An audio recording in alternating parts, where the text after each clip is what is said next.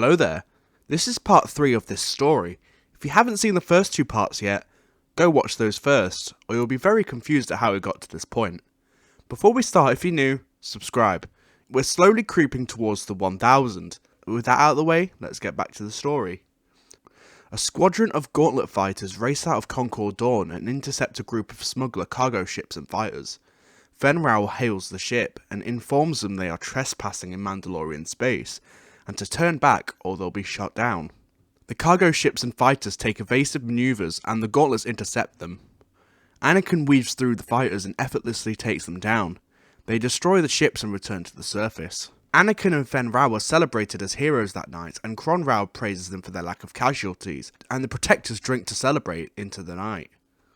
For 10 years, Anakin has dreamt of Padme. Every night he felt comfort when she appeared, except this night. As Anakin slept, he began to feel great stress and anxiety. He begins to see visions of Padme being assassinated. Anakin jolts awake in a pool of sweat and decides to go for a walk. The next day, Slave 1 returns to Concord Dawn. Jango and Anakin greet each other, and Jango sits Anakin down in the bar. Anakin asks what their next mission is, and Jango says this is what he's come to talk about. He doesn't want Anakin to come with him. Anakin demands to know why, and Jango explains that the job is extremely risky, and there'll be a lot of heat on him, and he doesn't want Anakin to take that risk. Anakin asks what the job is, and Jango tells him he's going to assassinate the senator from Naboo, Padme Amidala. Anakin is extremely shocked to hear this and is lost for words. Jango reads Anakin's reaction and gathers that Anakin knows of her. He says it's just as well he's not coming. The job he has to do isn't pretty, and Anakin doesn't need it on his conscience. Jango gets Anakin another drink before leaving. That night, Anakin attempts to sleep again, but is once again haunted by his dreams. This time they are much louder and extremely clear. He sees Padme being engulfed in a massive explosion and her body burning on a Coruscant landing platform. He bursts awake screaming. He runs outside for fresh air. Fen Rao appears behind him and asks him if he's alright. Anakin says he's fine, he just came out for some fresh air. Fen says this place has thin walls, and he heard everything. Anakin doesn't disclose the details, but asks Rao a simple question. If he was faced with betraying someone he cares about, to do what his heart knew was right, what would he do? Rao says he doesn't think he can answer that. Rao says they're Mandalorian. Loyalty is everything.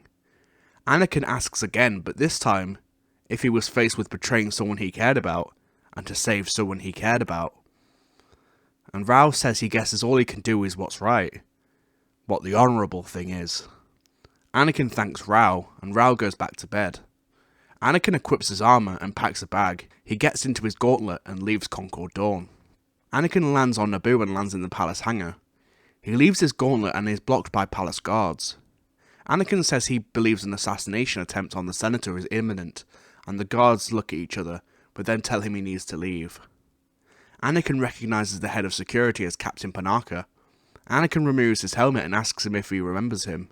He was the small boy from Tatooine 10 years ago. Panaka studies him for a moment, and then recognises him. Panaka shakes his head and leads him to Padme. Padme and Anakin meet again, and Padme is stunned to see Anakin grown into a strong Mandalorian warrior. Anakin bows and tells her he's at her service. Padme tells Anakin that she was just about to leave for Coruscant, and Anakin says she can't do that. Padme says she must be at Coruscant to fight against the military creation bill. Anakin says he had a vision of her dying in an explosion on a landing pad. Captain Typho asks if he's sure, and Anakin says it was extremely clear. Anakin says if Padme insists on leaving, then he has a plan. Anakin tells them that droids should fly Padme's ship, and Padme should fly his gauntlet to Coruscant, while Typho and himself fly in N1s as escort. If his vision comes to pass, then only droids will be killed. Padme agrees and they leave for Coruscant. The plan is carried out without any complications. The ship is bombed as it lands, but there are no casualties. Padme and Anakin walk into the Chancellor's office to see the Jedi Council talking to him. Palpatine and Yoda both express their joy at seeing Padme alive and well. Palpatine suggests that Padme requires protection, and Anakin volunteers. Windu speaks up and says he doesn't trust a stranger to protect her. Palpatine then requests that a mutual friend to both Skywalker and Padme be assigned to protect her as well, Master Kenobi. Windu shrugs and says it's possible. The Council and Padme leave, while Palpatine requests to speak to Anakin in private. Palpatine strokes Anakin's ego and tells him they're all in his debt for his selfless heroism. Anakin asks how Palpatine knew he was friends with Obi-Wan, and Palpatine says he simply recalls the Naboo crisis, but wasn't aware that they kept in contact. Anakin admits that Obi-Wan had been visiting him on Concord Dawn and teaching him about the Force. Palpatine is pleased to hear this. Palpatine asks what Anakin has been doing with his life so far, and Anakin tells him he's been fulfilling his role as a protector of Concord Dawn, while participating in bounty hunting in his spare time. He even made enough money to free his mother from slavery and give her a new life on Mandalore. Palpatine tells Anakin he could be an inspiration to the galaxy. Anakin is called into the Jedi Council to fill them in on Anakin's insight. Anakin reluctantly tells the Council that his mentor, Jango Fett, revealed that he had been hired to assassinate her the day after his premonition started. The Council thank Anakin for this information and dismiss him. That night, Anakin and Obi-Wan protect Padme. They thwart the assassination attempt, and Anakin dives out the window and chases the droid using his jetpack. He finds Zam and crashes her speeder. He pulls her out of the wreckage, and before she can reveal where Jango is, Jango hits her with a toxic dart and flies away. Anakin attempts to pursue, but chasing Zam already used up most of his fuel. Anakin takes the dart back to Obi-Wan. Obi-Wan then begins his investigation to find Jango, while Anakin takes Padme to stay at his mother's house on Mandalore. Eventually, Obi-Wan locates Kamino and approaches Torn Way. Obi-Wan cuts the conversation short and asks if Jango Fett is there. He's suspected of attempting to assassinate a senator. Torn Way says he just arrived and is now in his quarters. Obi-Wan tells her not to alert him of his presence, and they will discuss their apparent business when he returns. Obi-Wan returns to his ship and informs the Council that Jango has been located, and the Council send a task force to arrest Jango. A few hours later, Obi-Wan, Mace Windu, and Kit Fisto walk into Jango's quarters. Jango is caught completely off guard and arrested.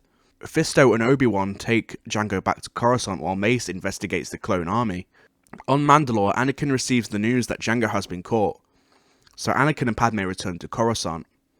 Jango is questioned by Obi-Wan, and Jango analyzes Obi-Wan and reveals that he was hired by Nute Gunray to assassinate Senator Amidala, and he's now on Geonosis with Count Dooku.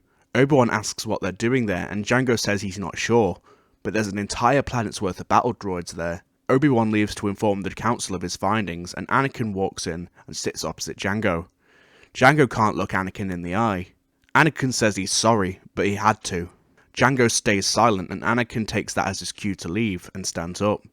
Jango tells Anakin he did what he thought was right, what would help him sleep at night, and that's all any of them can do.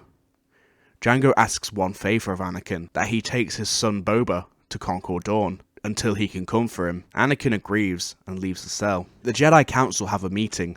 Probe droids have confirmed that an invasion force is amassing on Geonosis, and Gunray, alongside the representatives of the Banking Clan and the Techno Union, are all there. The Jedi Council decide to act, and Mace Windu gathers the clone troopers to attack Geonosis. Palpatine calls Anakin into his office and assigns him a special mission that he'll pay handsomely for, the capture of Count Dooku. Anakin accepts and asks Obi-Wan to come with him. The clones and the Jedi arrive on Geonosis and attack the droids. Dooku is shocked by this surprise attack, and evacuates the Separatist leaders immediately. He flees to his ship but is blocked by Anakin and Obi-Wan. Obi-Wan tells Anakin to give him cover fire, and he does so while Obi-Wan marches up to Dooku and engages him. Dooku dances around Obi-Wan while deflecting the blaster fire. Dooku launches a boulder at Anakin and it knocks him out of the sky. Obi-Wan faces Dooku in a 1v1, but Dooku cuts his body in multiple times and knocks him to the ground. Obi-Wan throws his lightsaber to Anakin and he launches himself into Dooku with fierce aggression. Dooku is shocked that Anakin is so proficient with a lightsaber and quickly begins to tire.